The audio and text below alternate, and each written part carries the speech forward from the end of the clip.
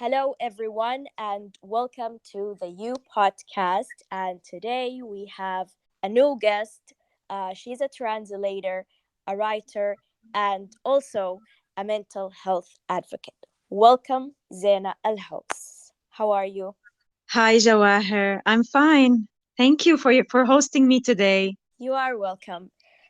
Okay, so first of all, we'll speak first about your book since you are a writer. So tell us about your book, نقطة حبر, and what inspired you to write it. نقطة حبر is a collection of poems that I've written between 2017 and 2021. I published the book in July 2021. It's written in Arabic, and it was inspired by so many things. I've always wanted to be a writer and a poet, and I've been writing poetry for many, many years, ever since I was a teenager. It was a dream That's for nice. me to, yeah. So yes, it was inspired by so many incidents that have happened, recent and old, and it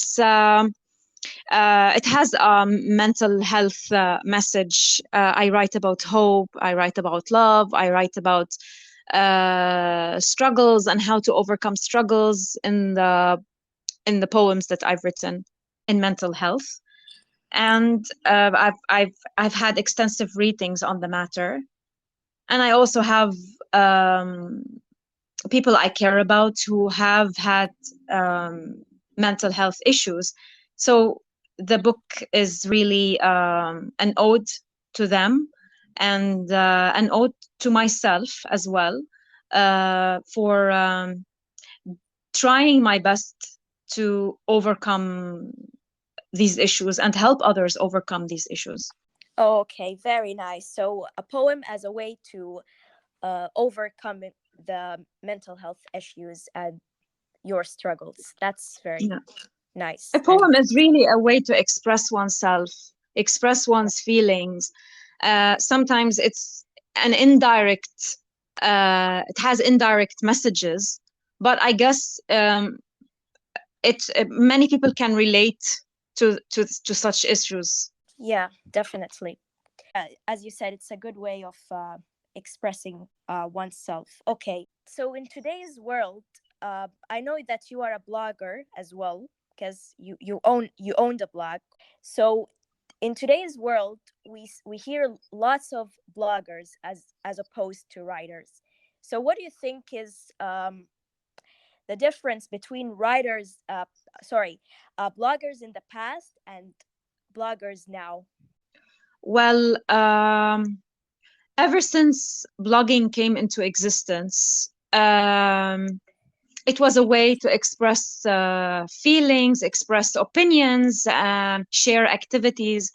Uh, but like a decade or so in the past, it started becoming more monetized, and people started learning how to benefit financially from having a blog.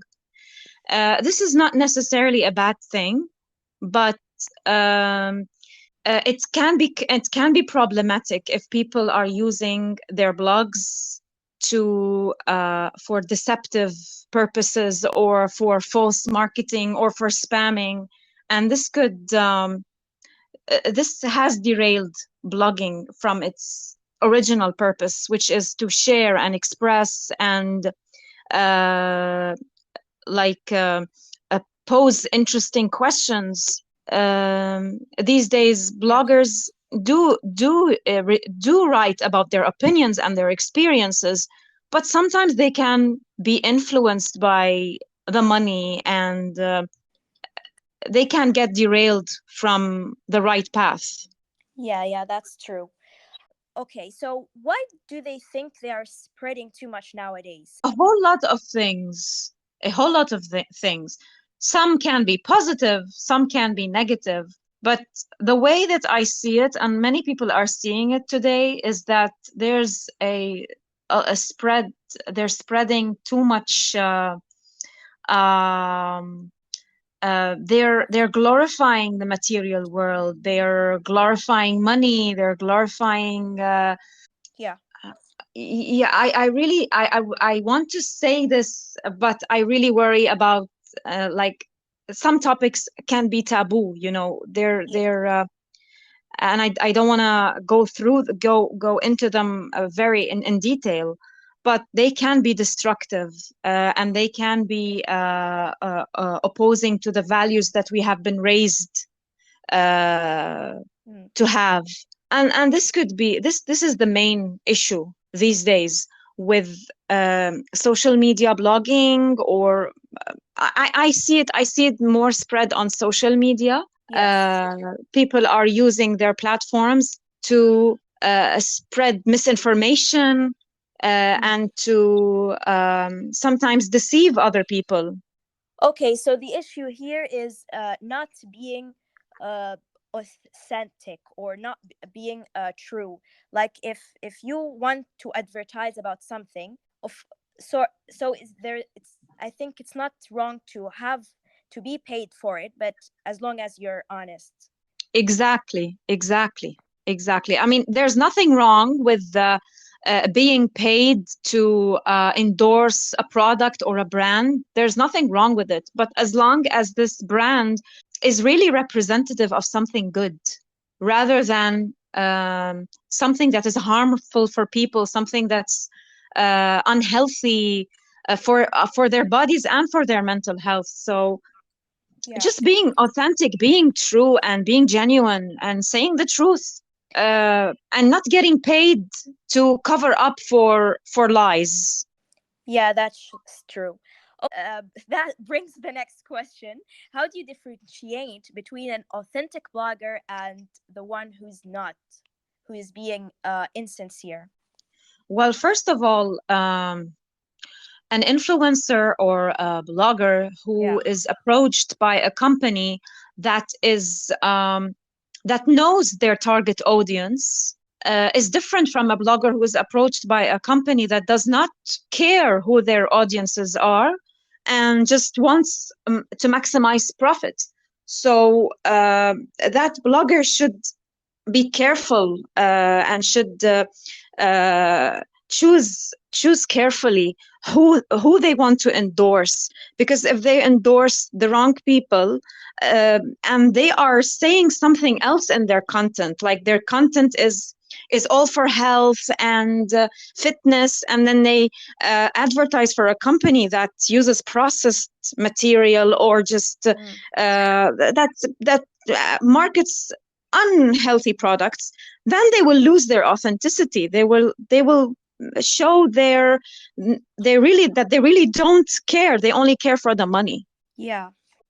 Okay, so I think people seem that they like to watch them a lot. Why do you think that, in your opinion? Humans are curious by nature, and they like to know things and discover secrets. I mean, and this has been the reason why content has risen in the past few years, especially with the social media rise. Yeah, that's true. So I think you think that gives bloggers like a very a huge responsibility to like to say the right things, to share, to be careful what they should share and stuff like that. Yeah. Exactly, exactly. Yes. Yes, and because people are interested, people are curious, people want to know, want to learn. This is a big chance for everyone who's interested in sharing their ideas and opinions and experiences with the world to share them for the good of mankind, not to destroy, not to corrupt people, or try to influence people into following um wrong wrong things or wrong habits. Yeah. Also, it's interesting that you mentioned in a Facebook post about consumerism, that people are becoming more into consuming things that are more, I can say, materialistic in nature. the question here is, do you think people are becoming more into consuming things? Yes, I've actually noticed that since COVID, people have become more of the hoarders.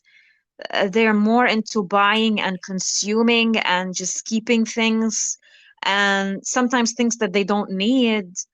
Um, they're into buying, and buying has become a very, it can be easily done with the like a touch of a button. I mean, it's you don't have to walk out of your house to buy anything. Everything can come to your house.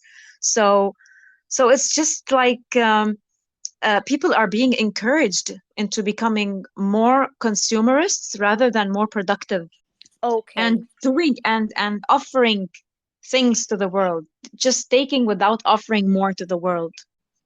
Yeah, and you think that that can really I think for me, in my personal opinion also, is that consuming things rather than offering, that can lead to like maybe a mental health issue, because it's going to be an imbalance, an Very true. imbalanced scale or something, because you need to Yes, give and take, not just consume things.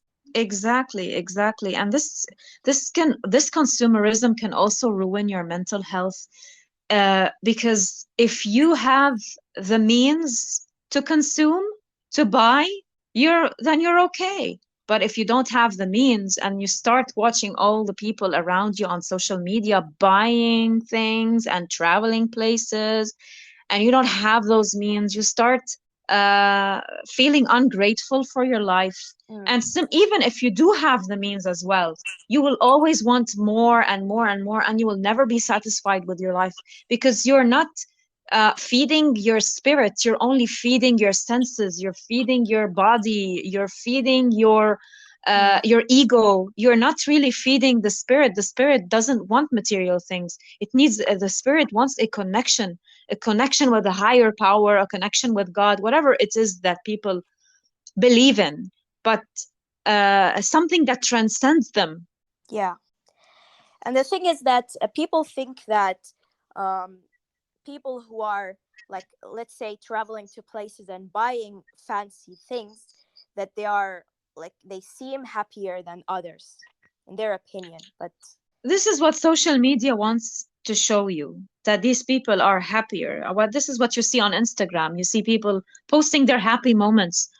No one wants to post their sad moments, because everyone, no matter what their age, no matter what their financial status or social status, they have their bad moments, they have their happy moments, but they don't share these bad moments. And this could trick people, especially the young generation, into yes. thinking that everyone on social media is happy. Everyone on TikTok is smiling and dancing. Nobody has a bad day, like the day I'm Mm. having, for example. Mm. So this is really dangerous. This could be dangerous to people's mental health, especially the younger generation. Okay, so you think maybe they can cut the hours of watching social media and bloggers, for that matter. Yes. Yes, screen time is very important for children, for adolescents. Getting them to leave the house to do activities other than spending their time on their screen all day is very important. And this not only goes for children, for us as Mm. well, for us the adults. Yeah. I mean, spending your entire day from one scrolling through videos. I mean, it's hardly healthy. It's very it's destructive. It can be destructive. It's unproductive and it's destructive. um on the long run, what can this lead to, like, if you keep on, like, watching other people rather than doing other things? Well, focusing on others instead of focusing on yourself, um, we all know that this leads to a lot of mental health issues, including like becoming social, to have social anxiety. You start feeling not wanting to you wanting to isolate yourself, not wanting to share your moments with other people, or feeling ashamed, of yourself. You don't want to. You don't feel confident enough to mingle with other people. Okay. So what? So you as a writer, what do you think is like you can like your role to help encourage people to do otherwise, or maybe to do the right things, In or my not? book, I wouldn't say the right things, like to do the the things that better are things. good for them, the things that are good for them, because everybody has their own ideas of what is good for them, right? Mm. So I've written a poem in my book about curing your depression or your sadness, Yeah, going out in nature, sitting in the sun, writing down your feelings. I mean, as a writer, I've practiced writing as therapy. yeah, It has helped me a lot with dealing with so many difficult moments in my life. I think that writing as an activity is very helpful. I've written also on my social media accounts about, especially during COVID times when people were stuck at home, yes. and couldn't go out. I mean, how to save your mental health from declining, contacting people we love, calling them on the phone, even having a Zoom meeting. Now things are different now. We can go out anytime we want. I mean, it's much easier now. We can still have our social life the way it was before, and we should really cherish it now that we know what being alone and isolated feels like. Um, just spending more time with people we care about, sharing our feelings, not bottling up our feelings. Um, yeah, yeah, yeah, that's it. Okay, that's great. Okay.